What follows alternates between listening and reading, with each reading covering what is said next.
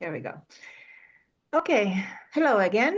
My name is Janja Repar, and today we will explore how to tell your guests if your business is accessible, and also why that matters, not only for the inclusion, but also for your business. Many small tourist businesses are really more accessible than they think. They might have a ramp, a wide door, or a ground floor toilet, in which in most cases mean that they have complied with legislation, right? But the thing is, they never communicate this information, not on their web pages or social media, regardless that, let's say, they have web pages that are accessible according to WCHG standard. They do not provide information about accessibility. So in the next minutes, we will look at how to recognize accessibility and how to communicate it effectively, and which I think is quite important, how to turn it into a real business advantage. So when you hear accessible tourism, what do you picture? A wheelchair and a ramp, right? Most of us do. But that is just a part. Accessibility is much, much more. And it includes people with sensory, cognitive, chronic conditions. And what we don't usually think of, it also includes elderly travelers with limited mobility. It includes families with strollers and even guests that are recovering from some injuries. And what is also important is information. Clear signage, good lighting, easy navigation, and a calm environment. So accessibility is really not about disabilities. It's about comfort, safety, and what I think is most important, independence for everyone. When you start thinking this way, you will soon realize that accessibility touches almost every guest experience. So it's not about symbols, it's really about people.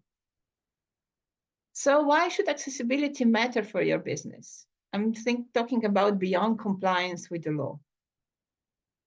Because around 20 to 40% of travelers have some access need. That is basically 1 in 3 of your potential guests, right? And they usually don't travel alone. They come with friends, they come with partners, family. And what that really means is multiplying the spending potential. Let's look at the numbers. The European accessible tourist market is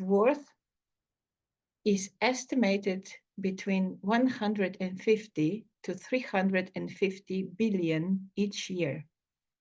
So businesses and destinations that fail to adapt lose around 140 billion annually, simply because guests can find the right information online. So accessibility is not a compliance cost. It's really a revenue stream. And once these guests find a place, they feel safe and welcoming, they will become the most loyal customers who will return again and again, and a lot of times off season. So tell me, who doesn't want returning customers all year round? As I said, many providers already have to install ramps or accessible toilets or other features to meet regulations. But when we talk about accessibility, compliance does not mean that something is accessible. Travelers with accessibility needs are looking for details. So let me start with a customer who has limited mobility. So if a guest cannot come through the door, then we don't have a guest, right? So what are these details? How wide is the doorway? How steep is the ramp? Is there a space under the table for a wheelchair? And most important, does your staff know how to assist someone, let's say, who is deaf or blind? So most SMEs don't even know how accessible they truly are. They have never measured it and they never photographed it. So they don't know really how important this kind of information is to this group of travelers. And when they don't communicate this online, what does that mean? If you're a traveler and you don't find information, that means that this hotel or this restaurant really does not exist. So what can you do? Many of SMEs already do more right than they think. They just need to show it clearly. So let's go beyond the mobility. Think about guests with hearing loss, what they need. They need captions or written instructions. Guests with dementia or cognitive disabilities will need simple layouts and calm designs. Families with strollers, they'll need ramps, they'll need wide paths. Older guests will appreciate, let's say, benches, handrails, good lighting. And this is one of the examples. What you see on this slide is a part of Ljubljana, Visit Ljubljana webpage. It's a screenshot from description about their information center. And you can see the information about accessibility. So Visit Ljubljana is a great example. They've mapped over 200 hotels, restaurants, attractions, according to mobility, sensory, and cognitive accessibility. I know I was part of this project. So what does that tell you? Transparency. Transparency helps travelers plan confidently, and it also helps local businesses how to be found. So when you think inclusively, you're not just serving a few people, you're really improving your offer for everyone. Okay, so let's try what good communication looks like, right? Okay, I have put down a few web pages, web links, and I would also like to point on these pictures on the right. Okay, but I think it would be better if I show you the real pages. So let me just stop this for a moment and open a page. Okay, let's try this one. Okay, you can see it. This is a tourist information center, information on Visit Ljubljana. So you have different kinds of information, right? And if you scroll down, you will see tourist information centers. On Visit Ljubljana, you will also have a page about accessible Ljubljana with the description, point of interest, and also a lovely video that will welcome you as a traveler. Okay, let me just pull this aside and see other pages.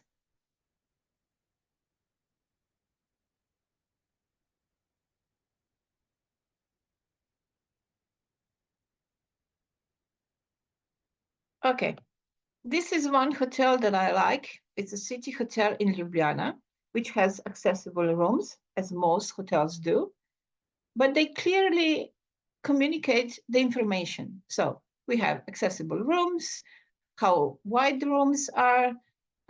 You have accessibility described at the city hotel in Ljubljana about parking, toilets, elevators, beds, everything. Another thing I would like to show you is a sports center. A sports center in Slovenj Gradec, they have a new swimming pool. It's totally accessible. They also share their information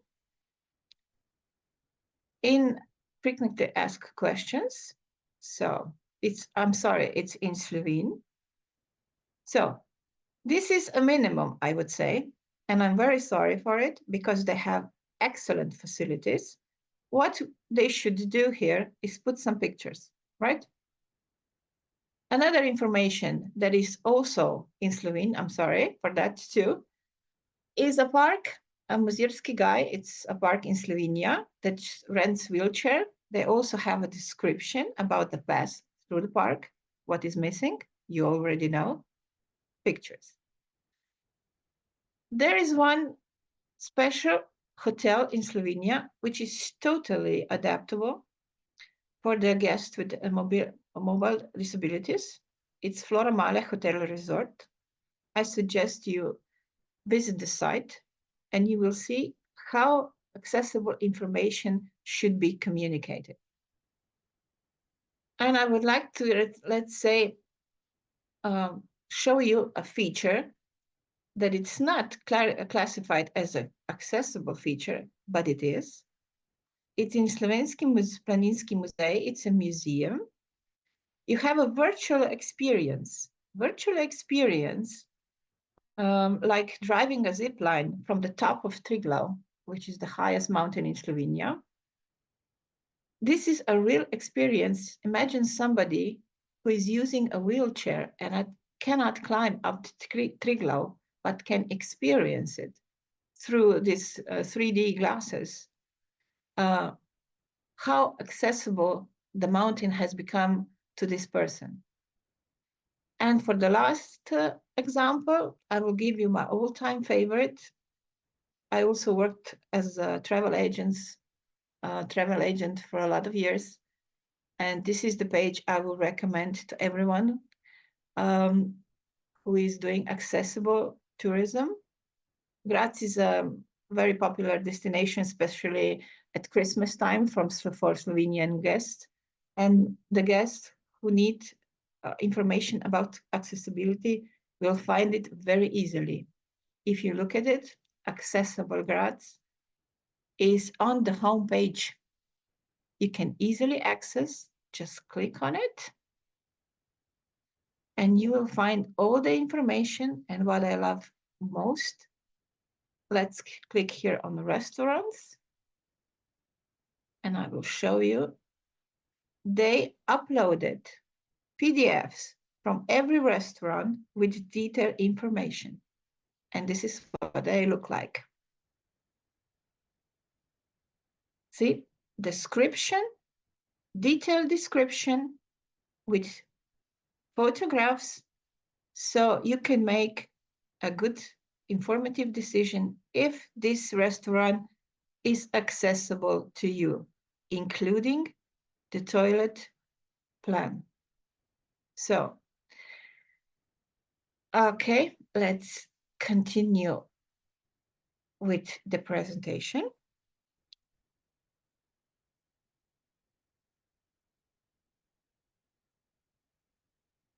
Here we go.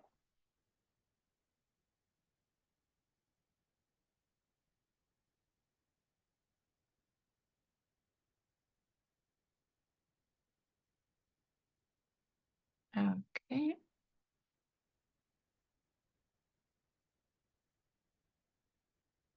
You can see the screen.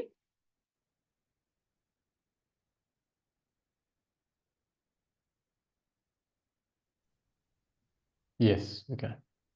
Okay. Let me just resume. Come on.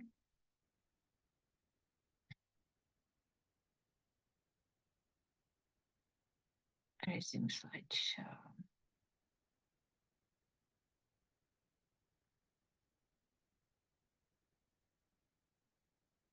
So what do you do? What can you do as a small business owner, right? You have seen some examples. You see what information is necessary. So let's keep it practical. What can you do? The step one is very simple. You just walk through your business as if you were a guest, right? So imagine arriving with a stroller, or on a wheelchair or with limited sight. How easy it would be to enter, to move around, and to use your services. This is your starting audit, right? Next, measure and photograph. Photos and dimensions, in this case, are worth more than words. They will help your guests before they arrive to trust you and even decide if they want to arrive or visit you. Then you can create an accessible page on your website. Keep it visual, keep it short, keep it real, and use bullet points. So honest descriptions and maybe even downloadable PDF like you saw on Accessible Grads. Share information everywhere, everywhere your guests look, on booking.com, on Airbnb, on Google, on local tourist programs, everywhere that you advertise your offer. And don't forget about your staff. Your staff needs to understand different access needs and how to answer questions. They need to understand different kinds of disabilities so they can conduct with confidence and with empathy. And finally, keep it alive. So update your information, celebrate every improvement, and ask for feedback from real users. You will see that they were very happy to help you. And remember, accessibility is really not about perfection. You will never be 100% accessible. It's not about that. It's about being transparent and consistent and really easy to understand. So the key message of this presentation is accessibility is not a legal checkbox. It's good business, really. It will build your reputation, it will strengthen the loyalty of your customers, and also create resilience. So start small, measure what you already have, take real photos, share them online. Every honest detail helps someone to decide whether to visit you or not. So when you wait, you already know this. Everybody who works in tourism knows this. When you make your guest feel welcome and safe and included, they will remember you and they will come back, right? So for the end, I would just like to say what I usually say to my clients. Just simply say to your guests, we are accessible. Please find out more about our accessibility features. We would love to welcome you. You can't go wrong with that. So this is all from me for now.